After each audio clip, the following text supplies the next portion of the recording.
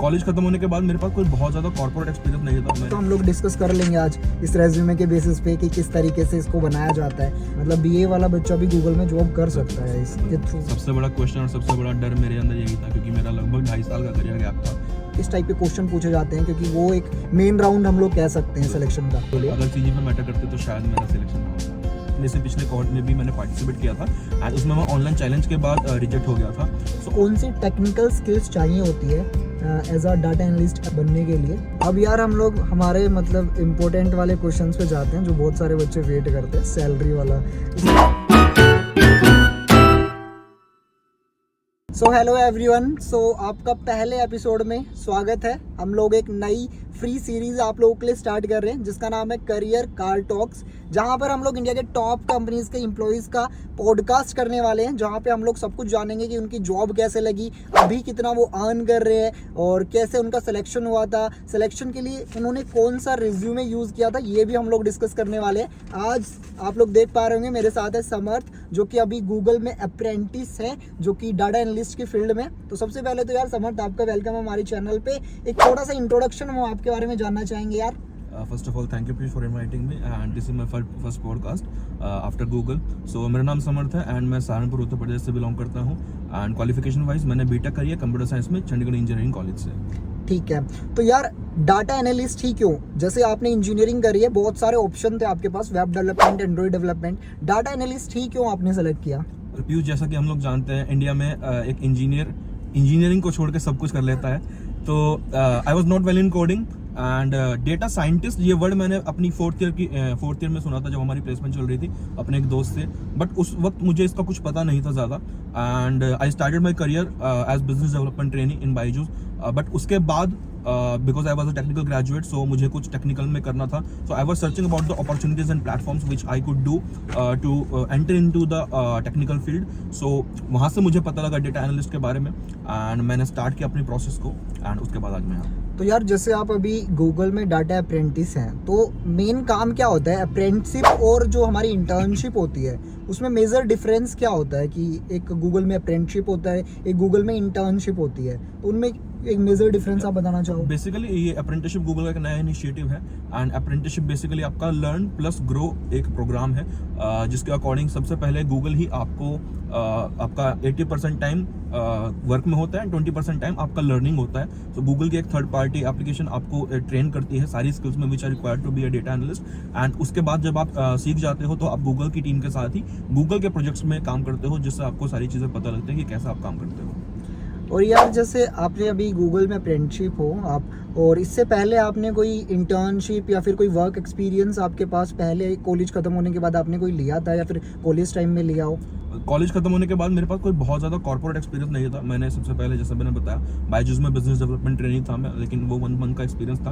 And उसके बाद मैंने अपने फादर के साथ काम किया है, ही वॉज अ CA, तो उनके साथ बैंक ऑडिट्स में एंड इनकम टैक्स फाइलिंग में हेल्प किया है। Meanwhile I was also studying the course and Google से पहले मैंने फिजिक्स वाला में as a data analyst training काम किया था, 4 महीने मैंने वहाँ पे काम किया था एंड उसके बाद मैंने यहाँ पे आया हूँ। तो अब हम लोग बात करते हैं यार सिलेक्शन प्रोसेस की। डाटा एनालिस्ट अप्रेंटिसशिप में सिलेक्शन के लिए क्या प्रोसेस होती है? सबसे पहले तो यार एक क्वेश्चन है, जैसे बहुत सारे लोगों से सुना है कि हज़ारों एप्लीकेशंस आते हैं ईयरली इस फील्ड में, तो आपको क्या लगता है कि आपका क्या एप्लीकेशन ऐसा क्या डिफरेंट था, या फिर आपने कुछ ऐसा क्या डिफरेंस किया था जिसकी वजह से आप सेलेक्ट हुए इन एप्लीकेशंस में? जैसा आपने कहा एप्लीकेशन बहुत लोगों के आते हैं एंड क्योंकि फर्स्ट राउंड हमारा रिज्यूम शॉर्टलिस्टिंग होता है, तो आपकी बहुत सारी चीज़ें रिज्यूमे पे डिपेंड करती हैं। एंड मेरे लिए बहुत इंपॉर्टेंट था being a career gap student कि उस करियर गैप को मैं कैसे कवर करता हूँ। तो I write everything in my resume. मैंने अपने स्किल्स को शो किया, मैंने अपने प्रोजेक्ट्स को शो किया, मैंने अपने सर्टिफिकेशंस, बूट कैंप्स एंड जो भी एक्सपीरियंस मेरा फादर के साथ था मैंने उस एक्सपीरियंस को भी शो किया in order to fill my timeline की I was not idle at that time. I was learning everything. I was doing something and I had the curiosity to learn. So वो सारी चीज़ मैंने show की, projects को, skills को, education को, हर एक चीज़ को मैंने शो किया है रेज्यूमे में। अच्छा, इस प्रोसेस में कितने मतलब सिलेक्शन राउंड में टोटल राउंड्स कितने होते हैं? अगर आप रिज्यूम शॉर्टलिस्ट को भी एक राउंड कंसिडर करते हैं तो फर्स्ट राउंड आपका रिज्यूम शॉर्टलिस्टिंग होता है जिसमें आपके रिज्यूम शॉर्टलिस्ट होते हैं एंड उसके बाद आपको गूगल की तरफ से मेल आता है for online challenge, Google online challenge. And once आप वो क्लियर कर लेते हो देन आपके इंटरव्यू स्टार्ट होते हैं। First start with technical telephonic interview जहाँ पर आपका basic verbal and written communication check होता है एंड उसके बाद विद द फेलो गूगलर्स आपका 2 इंटरव्यू राउंड्स होते हैं, फेस टू फेस इंटरव्यू, जहाँ पर आपकी प्रॉब्लम सॉल्विंग एबिलिटी, आपकी एनालिटिकल स्किल्स, इन सब चीज़ों को चेक किया जाता है। तो यार जैसे हम अगर रेज्यूमे वाला राउंड लें तो उसमें तो हम लोग डिस्कस कर लेंगे आज इस रेज्यूमे के बेसिस पे कि किस तरीके से इसको बनाया जाता है। दूसरा राउंड होता है हमारा ऑनलाइन हायरिंग का राउंड। उस राउंड के लिए बच्चे किस चीज़ के लिए प्रिपरेशन कर सकते हैं, मतलब किस टाइप के क्वेश्चन पूछे जाते हैं, क्योंकि वो एक मेन राउंड हम लोग कह सकते हैं सिलेक्शन का। या आप उसको मेन राउंड कह सकते हो बिल्कुल, क्योंकि मैंने इस एप्लीकेशन के लिए मैंने अपने से पिछले कोहॉर्ट में भी मैंने पार्टिसिपेट किया था एंड उसमें मैं ऑनलाइन चैलेंज के बाद रिजेक्ट हो गया था। सो ऑनलाइन चैलेंज आपका बेसिकली आप जानते हो कि aptitude, reasoning, logical reasoning and verbal ability, ये सारी चीज़ें चेक की जाती हैं। किसी कंपनी जब कैंपस प्लेसमेंट में आती है तब भी वो ये सारी चीज़ें चेक करती हैं। तो उसी बेसिस पर आपके ये क्वेश्चंस होते हैं। 30 मिनट्स का टाइम होता है आपके पास एंड 14 क्वेश्चंस होते हैं depending on the logical reasoning, aptitude and आपकी रीजनिंग टाइप पर। ठीक है, और जैसे जितने राउंड हुए अगर उनमें बात की जाए कि सबसे हार्डेस्ट राउंड कौन सा लगा आपको और सबसे इजीएस्ट राउंड कौन सा लगा? If I talk about the toughest round, then it was with the face-to-face interview, the first round, and easiest I would say the communication round, the telephonic interview. और जैसे आपका टेलीफोनिक इंटरव्यू हुआ उसमें किस type के question आपसे पूछे जाते हैं? टेलीफोनिक में बेसिकली आपकी प्रॉपरली कम्युनिकेशन चेक करते हैं, वर्बल एंड देन रिटन। और जैसे अगर हम लोग बात करें स्किल्स के बारे में, तो जैसे हार्ड स्किल्स होती हैं, सॉफ्ट स्किल्स होती हैं, तो अगर हम बात करें पर्टिकुलरली कि कौन सी टेक्निकल स्किल्स चाहिए होती है as a data analyst apprentice बनने के लिए? अगर मैं अप्रेंटिस की बात करूं तो कोर टेक्निकल स्किल्स आपको बहुत ज़्यादा तो नहीं, लेकिन हाँ आपको बेसिक नॉलेज होनी चाहिए MS एक्सेल की, which is most underrated skill of data analyst, and SQL which is the backbone of analyst. आपका ज़्यादातर काम SQL पे होता है एंड उसके बाद अगर आपको पाइथन की या विजुअलाइजेशन टूल की थोड़ी सी नॉलेज है तो आपको उसका एज मिलेगा। And soft skills because data analyst acts as a bridge between the stakeholders and the decision makers.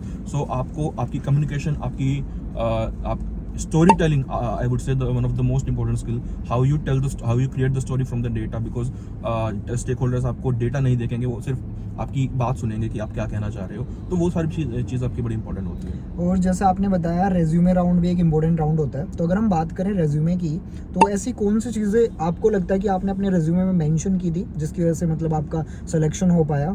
Well I think मैंने जो प्रोजेक्ट्स किए थे and LinkedIn profile and GitHub profile आप ज़रूर ऐड करेंगे, आपको उसका एज मिलेगा, क्योंकि आपने प्रोजेक्ट्स किए हैं लेकिन आपके प्रोजेक्ट्स कहाँ शो हो रहे हैं वो इंपॉर्टेंट होता है, एंड आपने जो सर्टिफिकेशन की है वो भी इंपॉर्टेंट होते हैं। तो जैसे यार रेज्यूमे के अलावा एप्लीकेशन प्रोसेस में लिखा जाता है रेज्यूमे और CV, 2 चीज़ें चाहिए होती है। Resume and cover letter, right. तो उसके लिए यार मतलब क्या डिफरेंस हम लोग शो कर सकते हैं CV में और रेज्यूमे में?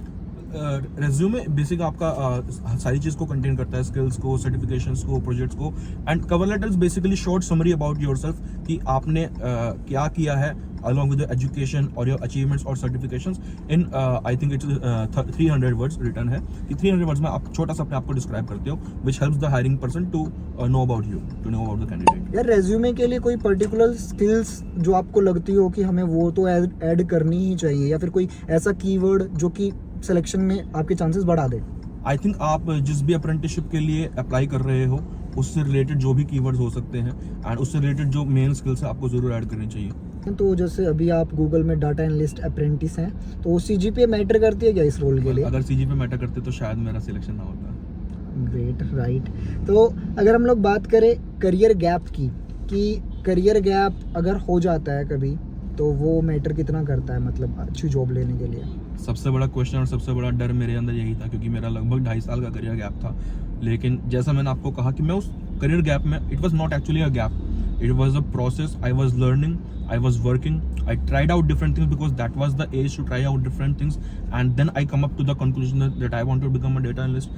I covered that with my certifications, my projects, my boot camps and my virtual internships. I did everything and I tried everything to fill the gap, which was actually not a gap.